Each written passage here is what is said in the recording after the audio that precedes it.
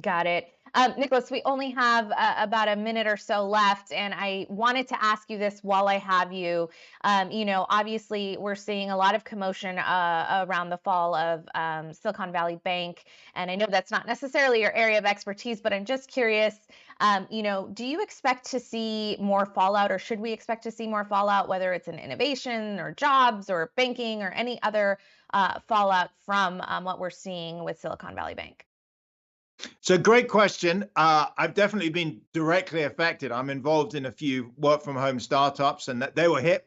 The end of last week was pretty scary because firms had all their money locked up, and they were like, "Can we even make payroll this week? They have employees, and I need to pay them." As of today, Tuesday, things look a lot calmer. The government's basically stepped in to. It hasn't bailed out. It's forced all the other good banks to effectively bail out the bad banks. In the short run, I don't, the major impact could be the Fed won't raise rates as aggressively. There may be a little bit of a slowdown in the startup industry.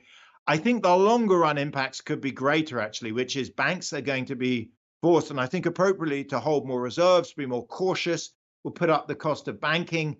And also, Silicon Valley has lost a pretty critical part of the infrastructure. And, if I step back, you can hear I'm British. I was born in the UK. I only came to the US about 20 years ago.